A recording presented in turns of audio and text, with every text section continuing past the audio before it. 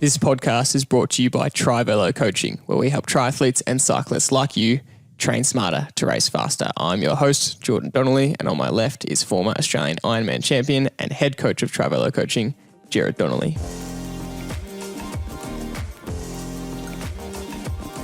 Zone 2 training is all the rage in endurance sports right now, with people swearing it is the secret sauce for better performance, and it's often hailed as the cornerstone for building aerobic capacity. And while there's no denying its overall benefit, especially for elite athletes, at TriVelo Coaching, we believe it's nearly irrelevant for most amateur athletes. And for those with busy schedules or varying fitness levels, including limited training hours, focusing on Zone 2 can be inefficient and even counterproductive. You've got a life, you've got a job, maybe a family, and not a ton of time to clock up relentless hours of Zone 2 work. So today we're discussing why you might need to do less Zone 2 and cut to the specific stuff that actually gets you results. Very interesting one from us, Dad. Very welcome back to another episode. Can you start us off with what are you grateful for? After all these last 6 to 8 weeks of not being able to ride my bike, finally got to ride on the weekend. Happened to be at one of the races in Northern Australia, the Sunny Coast 70.3, and it was a great feeling to go and ride your bike again, and you don't realise how much you miss it until you can't do it. And so, yeah, super grateful that it was a beautiful day to ride your bike outside. Got to ride with your brother Liam, and just side by side, the sun on your back, wind in your hair. It was fantastic, and it's been a while since I've been able to do that. So, very grateful, and hopefully I can start to get some fitness back again and start again from zero. So. Not complaining about that. Very happy to be out there. I will say that, when you can't train and you miss it, it sucks. But there's not much of a better feeling the first time you get to go back out again, and whether it's the first run back or the first ride back, or sometimes it's not the first one either. Sometimes it takes a couple to get back used to it. But that first time you get that feeling again of being out there, it's just it's an overwhelming feeling of positive emotion, which I guess it's a silver lining for what you had to go through, and it's scary when you didn't know if you were going to get back out on the outdoor bike. So I would totally agree with that. And mine is similar to the weekend. Actually, just very grateful for our TriVelo athletes. There's a few races on over the weekend. We've had a big 70.3 in Queensland in Australia, and just to see a lot of the positive messages and positive experiences from athletes up there.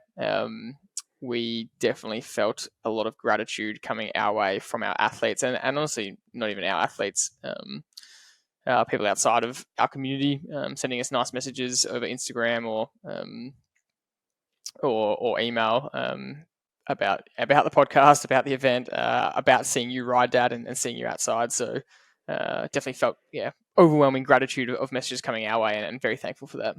Before we get into the topic, we want to cut to what has caught our attention, and something that we really wanted to talk about was this post Olympics form stuff we're seeing from athletes, where the post Olympics form of a lot of athletes is so fascinating and so interesting, and it's very relevant for age group athletes to remember. And it's a really, really important lesson to not get caught in the trap of yourself of making this mistake. And the Diamond League races have continued. There's already been 2 rounds of Diamond League since the Olympics. That just keeps going, because not every athlete that competes at a Diamond League level makes the Olympics. Generally top 2 or 3 from each country, and so these races continue. It's how a lot of these athletes earn their living, and then a lot of Olympic athletes want to continue their season and keep making money. And you don't actually make money from the Olympics, so even though it's the pinnacle of their year or their 4 years, they still need to keep making a living and hopefully work towards the Diamond League final, where they could potentially win some cash. And so we're seeing both Olympic athletes and non-Olympic athletes keep competing. I'm talking about the Diamond League specifically here.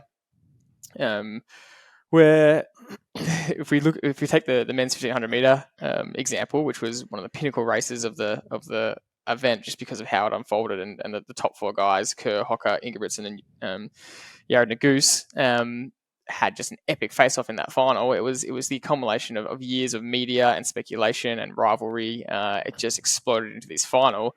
We feel like they all just gave it everything there, and in these follow-up races, all these guys are just running relatively horrible times to what they're used to. Cole Hocker ran a race and just couldn't keep up with Ingebrigtsen whatsoever. Ran a 3:31, 4 seconds off his Olympic record.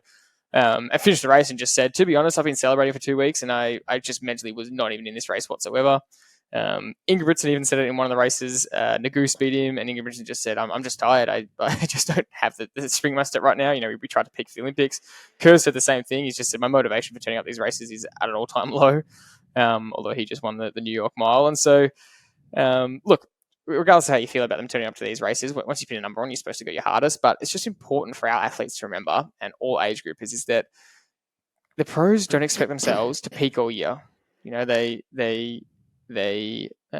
at the start of the season expect themselves to be slow, and they work into the season and they peak at their A race, and then once they hit their A race, they know that they're probably going to go into a form slump afterwards, and that's okay. And I think we see a lot of athletes, Dad, and I want you to clarify on this.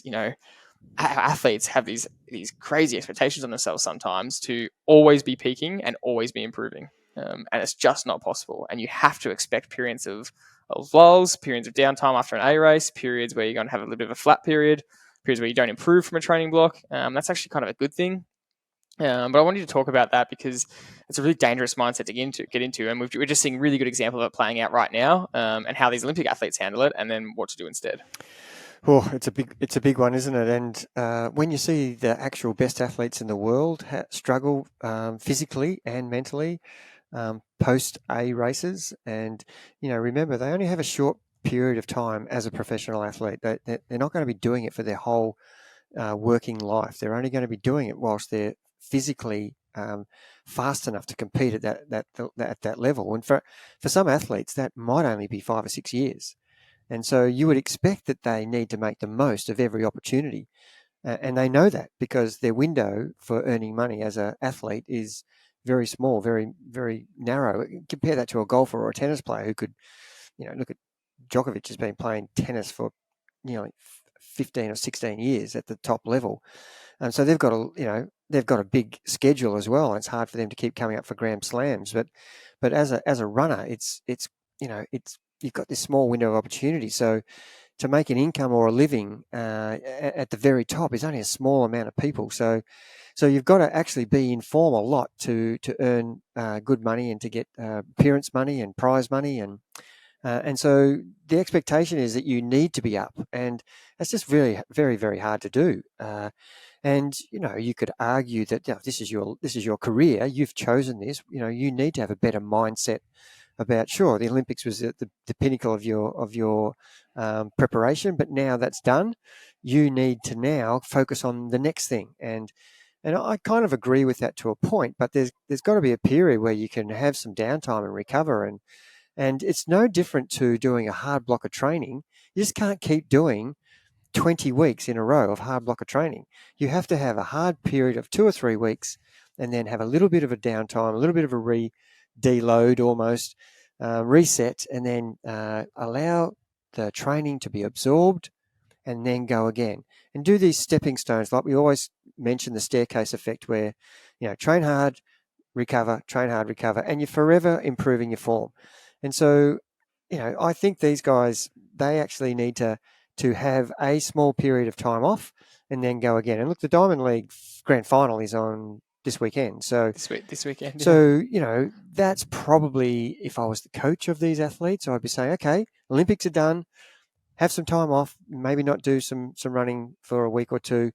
And, Hocker, you shouldn't have done that. You shouldn't go into races when you're not all in. That's my opinion as a coach and as an athlete, is if I'm not all in, I'm just going through the motions. Well, I don't know what the purpose of that is, except for mentally making you feel a little bit more depressed about, Hocker's great. He's on a high. He's just won the Olympic gold medal. But for guys who didn't win, Ingebrigtsen and Kerr and Nagoose, those guys are having to front up from a performance that they're not entirely happy with. Everybody wanted to win that gold medal. And now they're having to keep going with this. I'm not recovered yet, and here we are. We're still racing. So it's a tough one. And for age groupers, we've got so many people who, for example, the weekend just gone, 70.3. That's a big preparation. They've been all in for that, and then right, let's just start training again because I'm super motivated. I want to improve on what I've just done on the weekend. And I can't wait to get back into it. And I think that's fantastic. That's really great mental strategies. And if you're not that happy with what you did, you want to really work hard on getting the things that you weren't happy with, get them to be a bit of a win rather than a thing that's holding you back. But if you don't allow yourself to recover, in 4 or 5 weeks' time, you're going to be that stale, and you're not going to be able to perform. Just like we say, if you train medium hard all the time, you don't get to train really hard to improve. If you just keep training medium hard every day, you're getting very little recovery, and you're not pushing yourself when you should be. And this is no different to athletes who do an age group, as I'm talking here. If you do a race and don't give yourself time off, and it only has to be, for some people, 4 or 5 days of a couple of days off and some easy walking, or doing some drills in the pool, or just something where there's no intensity, where you're not training with a specific purpose of improving your fitness. You're actually trying to recover, and they're the things that you should be thinking about post these big races that you've been working towards. And for you to just keep going straight back into your program, I just think it's crazy. And I just happened to look at someone on Instagram who raced on the weekend, and here they were doing a high intensity session on Tuesday. And I just thought, oh boy, who's looking after that athlete? That is a really bad idea. After doing a 70.3 half Ironman, you've got to allow your body to recover from that. It's, for a lot of people, it's somewhere between 3 hours 40 and 6 hours 50. That's just not a walk in the park. That's something that needs respect. And if you don't pay the respect to it, you're going to actually be a worse athlete because you don't recover enough. You can't actually start to improve again. Recovery is the cornerstone for improvement. And once people understand that and learn that, then they're going to be better athletes. Yeah. And setting yourself up for mental enjoyment as well is just a really big point that we go on a lot about, and that comes from having, I hate to use the word realistic, but realistic expectations. And we're never trying to dull anyone's expectations or goals for improving and succeeding. But just once again, if you have the expectation that you can always be on, you can always improve, you can always perform your best at six races throughout a year, it's just unrealistic. And there's a reason the pros don't do it, is because if they could do it, they would. They'd earn more money and they'd really go for it. But it's not possible. And so you're really just setting yourself up to be more likely disappointed. And we're not trying to dull those ambitions or aspirations. You can improve a lot, and age groupers have a great chance to improve a lot because there's so much to learn. And we've shown case study after case study of athletes improving over years. But like the Steve McMillan case study from a few weeks ago, in his 6-year improvement, there was massive periods of improvement and there was massive lulls, and there was massive periods where he was completely out of form, he was injured or he was sick or had a crash or something. So just knowing that could happen just resets that expectation. And don't forget, the goal is that we want to continue our journey as an athlete where we're continually doing a long stair climb over 6 years. We're trying to become a better athlete, but we're not trying to do it with the one set of stairs. We're trying to spread that out so that you get the recovery, get the enjoyment, reset, go again. And the goal is to try and improve, but there was so many things. Getting to the start line's so hard to do, so you might not even get to the next race from what's happened to this race. It could be something that's caused you to whether it's injury or logistics or whatever, but you can't get to the next race. So all of a sudden, you've got to redo your schedule. So there's all these things that could cause you to not have that expectation of, last year I did this time. I expect to do better than that because I'm 1 year on as an athlete. Well, let's just ask what's happened in that 12 months. Did you train consistently in that 12 months? Did you have any periods where you were injured? Did you have any periods where you didn't want to train? Did you do the work you were supposed to do? So if you can say yes to those 54 questions that we're going to ask you, then sure, the expectation should be that I'll be a better athlete than last year.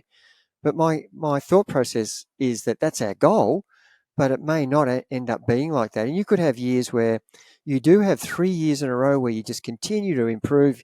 You started off at the 6 hour 30 half Ironman, and you've done 6:10, then you've done 5:50, and then now you're down to 5:30, and all of a sudden you do a 5:42.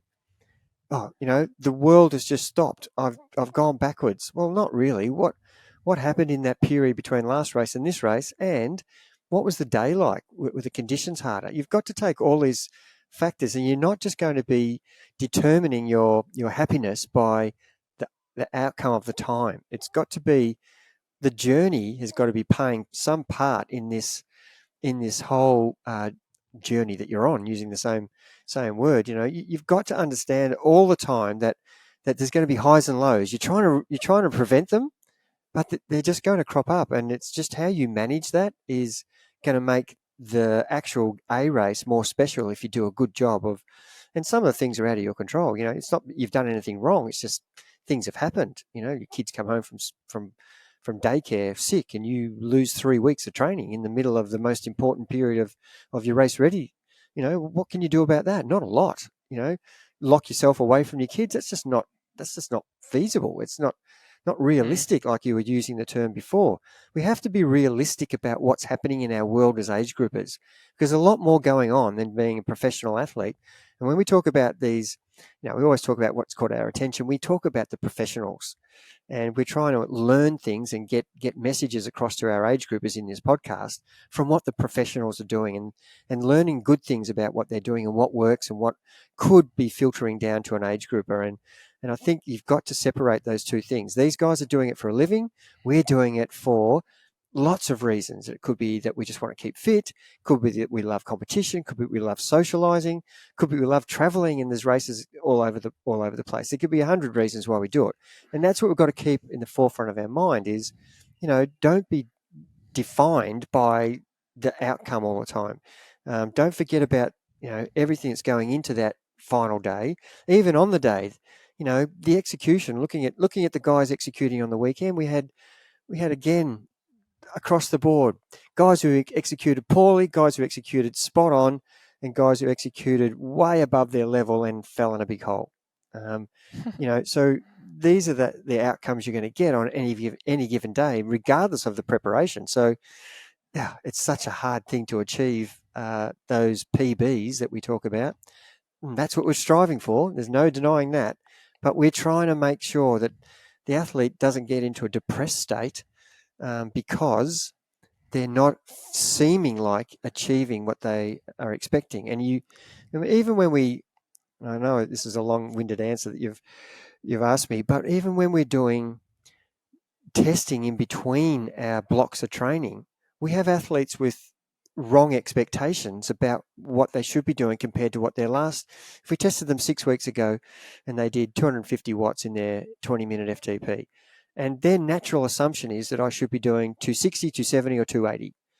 And I would say, what are you basing that on? And they would have to say to me, well, in my training sessions, I've been doing regular threshold work at 260s and 270s. And I'll go, great. Well, that's probably right. That's going to happen. And if they tell me, well, I haven't got any real reason except that I think I should improve, that's just not good enough. And if I look at their sessions and they've not been able to achieve anything in that 3-week block, I'd be saying to them, have a look, this is part of the preparation, part of your planning for this training week. What did you do in those 3 weeks of your training, or in those 5 weeks if you did a 6-week testing period? Have you trained really consistently? And the answer is yes, no, or maybe. And so whatever the answer is will determine how you go about executing that next testing session. And unrealistic expectation is based on you not knowing what you've just done in 5 or 6 weeks of training, and will give you a poor result, which will get you depressed, which will you start questioning everything you're doing about your performances. And it's a spiraling down effect rather than have a realistic expectation and be happy with that, and then understand that I can do better if I train more consistently, etc., etc. Spot on. That was a really good detailed answer, and I think I've been having a lot of fun just watching all the post-race interviews of these athletes, and it's actually been kind of laughable to see some of their reactions, where they've just been laughing at their own performances almost, and it's been kind of refreshing. And I think one other example of a almost real life case study of how it's playing out is in the PT 100 series this year, where and the Ironman series actually, where they've suddenly offered up a lot of money to turn up to more races, and so athletes are kind of throwing the rule book out the window and figuring out, how can I do more races? How can I put myself in a better chance of earning more income? And we're seeing a wide range of results. We're seeing athletes come into some races in absolute form and come into other races having shocking performances and then having to manage that. And so that's a really good experiment that we've been seeing play out live. And it'll be interesting to see how the year actually finishes off and what strategies kind of work best. And I think moving on into the topic, the key to longevity and getting this right is getting the balance right between your hard periods and easy periods, and hard training and easy training. That's where the quote unquote myth of zone 2 comes in. And I'm not going to say it's a total myth because that's definitely not true, but it's become this huge buzzword. And it's so much so that it's one of the comments I get the most from casual friends or people getting into running or something, where they say, I got told I need to do a lot of zone 2, and I go, you haven't even run for 6 months. Like, there's no, you can't just, zones, the breakdown of zones is we're talking about, training at certain intensities below or above certain lactate zones. And for an absolute beginner runner, if they come and ask us, how do I start running? It's just so much more basic than that. They just need to start walk running, for example, to make sure they're not getting injured. And so that's just an example of how it's taken over so much so that it's reaching, very recreational people. But the truth is, for a majority of triathletes and age groupers and our audience, I would say it's not as relevant as most people think. And I want you to give your kind of overall principle and definition of what you think, how you think zone 2 applies to the age grouper. Oh boy, it's a troubled. I always ask you these big questions, but it's a troubled. You do have a good definition. Yeah, well, yeah. It's really determined by how much time do you have available to train, and so that's my measure. Is the polarized system is 80% at zone 2 and 20% at threshold. That's the method of training that all the scientists have told us, and so obviously. If you went for one swim for an hour, if you went for 2 bike rides for an hour each and 2 runs, there's your 5 hours, and you've really only done 5 sessions. So if you did them all at zone 2, you're going to be very good at that level. And you're going to stay there. You're not going to improve. You're going to be building a really nice base. And at the end of the day, you're not going to improve that much. So athletes aren't happy with that. They don't want to be a level of fitness that's adequate. They want to continue to improve, which is what we just talked about in what's caught our attention. Is we're trying to become better than we were last week, than we were last year. And so yes, do zone 2 if you like, but if you don't have the time, then it should be the last thing you're doing. If you have the time, great. Then we throw lots of zone 2 stuff in between your threshold stuff.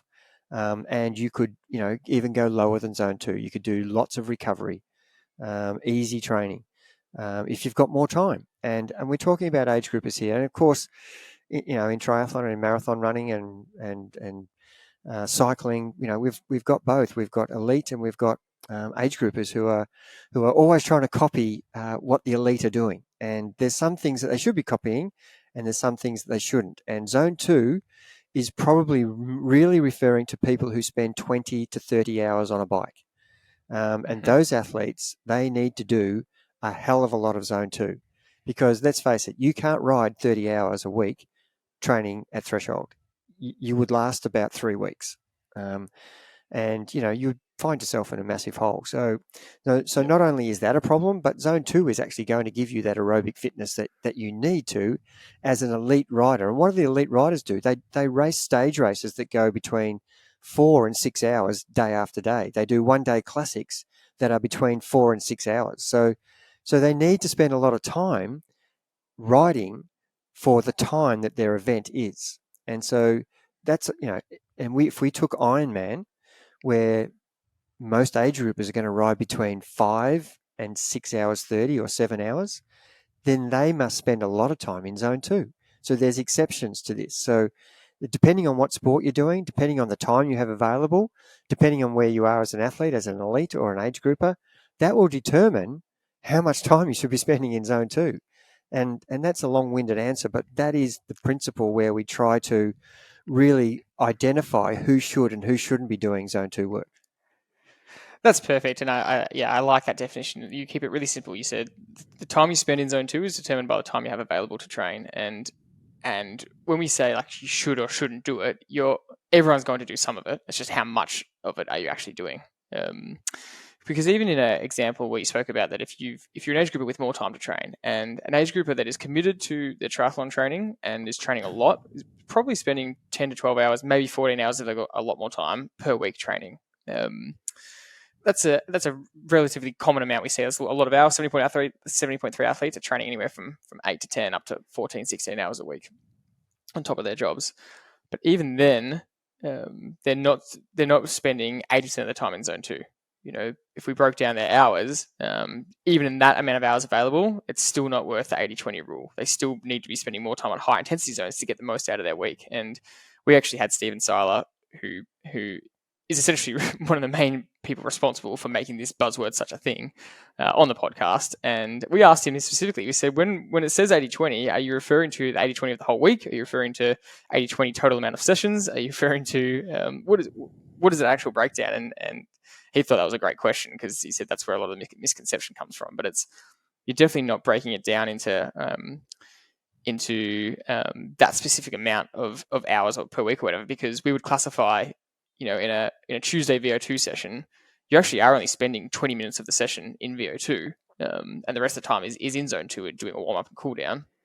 But that's classified as a hard session. And so he made a really clear distinction that, is it a hard session or is it an easy session? That's a really much more simple way to think of it. And for a lot of our age group athletes, they're not doing 80% of their sessions as easy and only 20% hard. They've got a couple of hard sessions per week to do VO2, but they've got their endurance work on the weekend, which again comes to the argument that even though it's easy, even though it's in zone 2, it's still grueling, it's still tiring for the age group athlete. So this is where all these caveats come in, where we say, yeah, unless you're in that specific category of pro athlete doing 20 to 30 plus hours a week, could you really specifically say it should be pretty close to 80-20 zone 2 and not zone 2? Would you agree with that? Yeah, that's one of the things you've got to understand.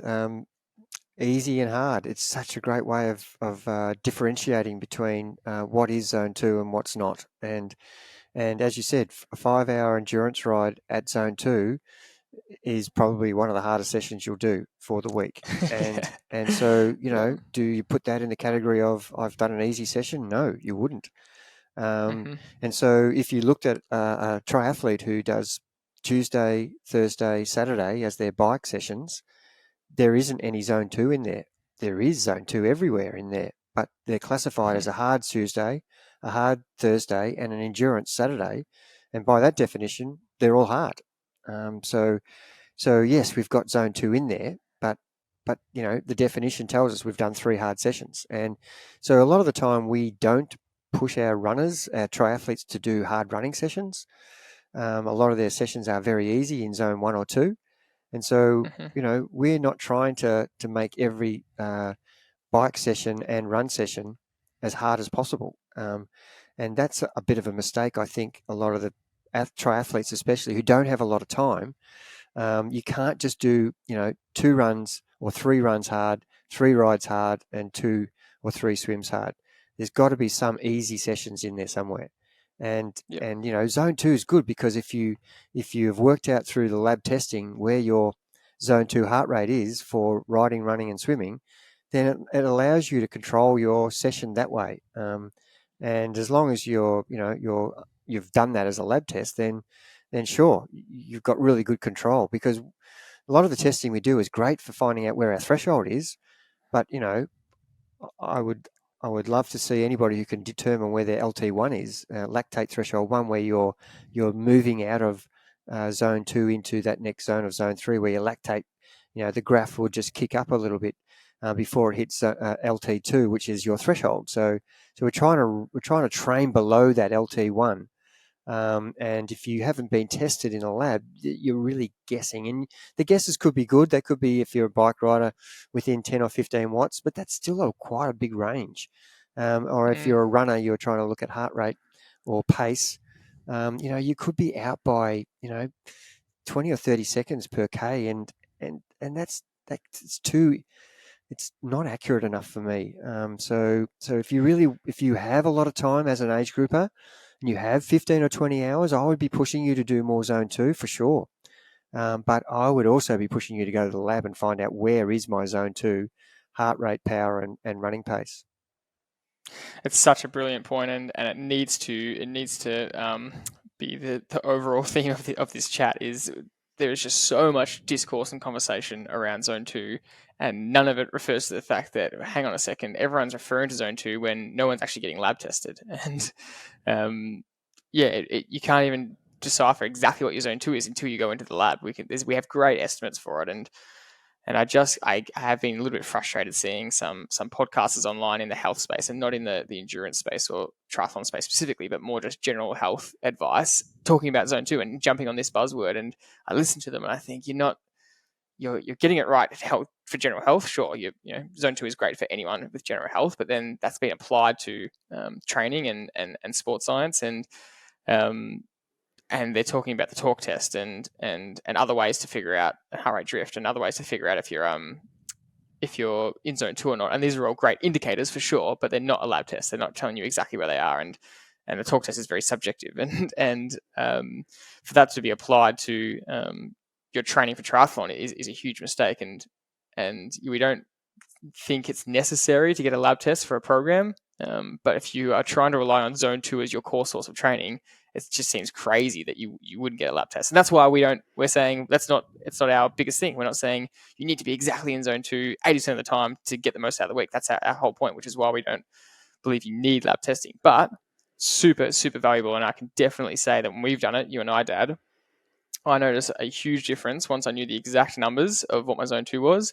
If I did my 45-minute easy zone 2 run on a Wednesday, above the heart rate threshold of zone 2, slightly above and slightly below, I noticed a big difference in recovery for the next day. And that to me was a really cool and accurate little experiment of what we're talking about and finding that limit. And I probably could have told you, regardless of the testing, that pace was a little bit too hard because I was definitely breathing heavier and passing that quote unquote talk test. But I think what you're talking about is the fact that there's all this discourse around zone 2, but the truth is no one actually knows unless you get it lab tested. So you can't base your whole program around it unless you're going to get lab tested if that was your goal. Yeah, and as you said, we can get reasonably close, but if you're going to train accurately.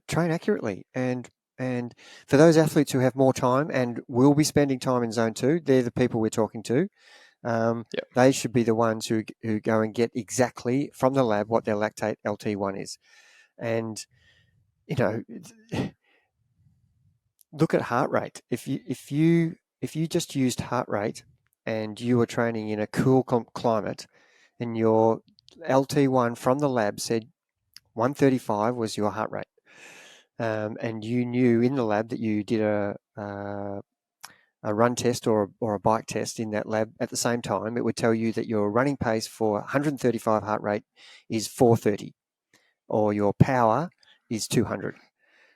And the minute you go to a warmer climate, that 135 heart rate might mean you have to run 450 pace as a runner or 150 watts as a rider. So straight away, you can't just use the power as the guide to zone 2. You can't just use the pace because, depending on the temperature around you, cold or warm or hot, you're going to be going out. The lactate's going to be affected by your heart rate going up. So you've got to keep the lactate down, which is what we're trying to emphasize. That's how important it is to get lactate test. You're trying to keep that down so that the heart rate can be the indicator for this. And it's one of the few times where we use heart rate. And I think it's so valuable, a metrics for the lower training zones. And it's not that good for VO2 because there's so much lag, and if you're only doing a 30-second effort, by the time you're waiting for your heart rate to jump up, it doesn't work. So, I think it's really important that we differentiate definitely between, guessing where zone 2 is and understanding exactly where it is. And I really liked, just another quote from Stephen Solar in our podcast where he just said, if I only had 6 hours to train a week, I would just do 6 flat out sessions, to be honest, and just get the most bang for my buck. Now, the problem is if you're training for an Ironman, that's just not going to suffice. Even though you only have that time, it's just not going to get you through an Ironman. You become really good at those 6 hours, but that'll become the max you can do. But I think it's a cool principle to think about. And we have athletes where this happens, where some weeks every so often, or maybe relatively consistently, they just work is too busy, and some weeks they can do 10 or 12 hours and other weeks they can do less. And so in that case, in those less weeks, go as hard as you want, because you might as well just get the most out of yourself for that week. And then another week when you've got more time, then you got to get your endurance in. That's where you got to try and make up for that and and get the endurance required to do a half Ironman or Ironman. But that's a really simple principle to think about, to go that, it's not the end of the world if 1 week you can train less, but don't just do it easy then. Go nuts for it, go hard and have fun with it. Would you agree? Yeah, and that's you understanding your blocks of training, and it almost seeps into catch-up training, where I had a really bad week last week, training-wise, so I have to catch up. So I have to do all these hard sessions, and that's not what we're saying.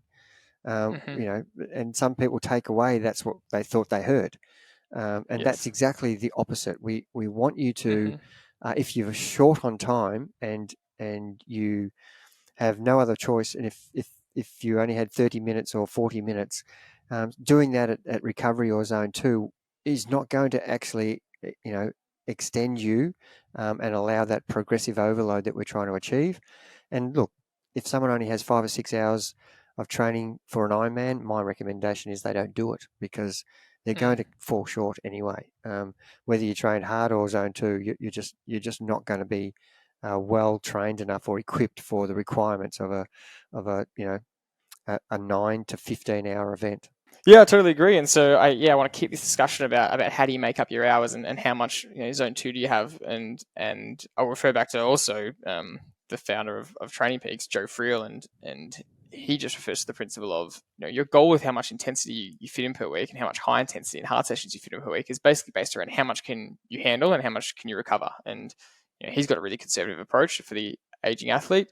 He says that his goal is 2 hard sessions a week, and everything else around that should be easy. And depending on where you're at in your journey, that might be right, or you might be able to handle more. But the point is, you do want to push your body and see, without overdoing it, see how much intensity you can actually handle and back up week after week without putting yourself in a hole. And we do find with more training experience and with the right structure and careful planning that athletes can handle a lot and get through a lot and back up the sessions. And so when we're thinking about a 10 to 12 hour training week, you might have your 2 hard sessions midweek. You might do some swims in there where you can afford to go harder, but you'll still be able to recover from them. We find there's a different kind of fatigue that you can back up the next day from a hard swim and do a hard ride, but you can't necessarily do a hard ride on one day and do a hard run the next day, or 2 hard rides in a row. That doesn't really work. And thinking about all that, then you start asking about the weekend. Is your weekend classified as zone 2 and easy, or is it classified as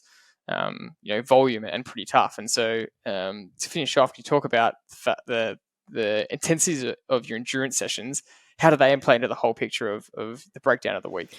So it really depends on the experience of the athlete, where they are in the program, and what are you trying to achieve in this block. So zone 2 comes in and out of a lot of programs at certain times. Early on an Ironman training program, the first thing we're trying to get our athletes to do, 25 weeks out, is to get used to being out there with no intensity. And so it could be anything from zone 1 to 2 the whole day. And we're actually telling them, just take it easy. Just try to get 2 hours in. And we're trying to build this up over a period of from week 25 to week 16, where you're just increasing the duration of your session. And it's probably all zone 1 and 2.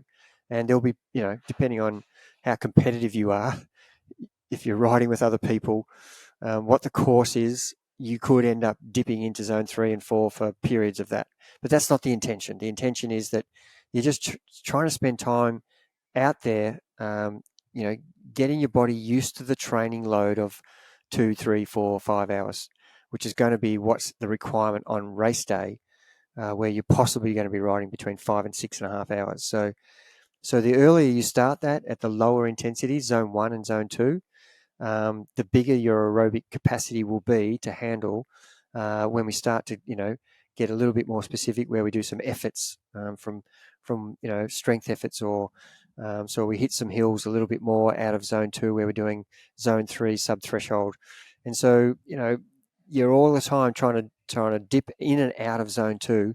And as you get closer, that's week 8 to 15. And then the race ready period is from, week 8 down to week 1, race day, where you're actually trying to spend a lot of time at your race pace. As an Ironman, that would be somewhere between 65% of your FTP and 75% of your FTP, depending on your experience and depending on your level of fitness. And when I say your experience, have you done a lot of these races? Is your fitness optimal? Are you catching up? Have you been doing very little training?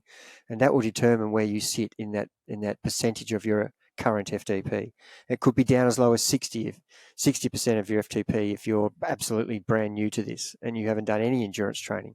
You might not be able to cope with anything more than 60% for a 4 or 5 hour endurance ride. So, zone 2 technically should be somewhere between 60 and 80%, depending on what scientist you talk to. And I've heard a lot of scientists tell me variations of that.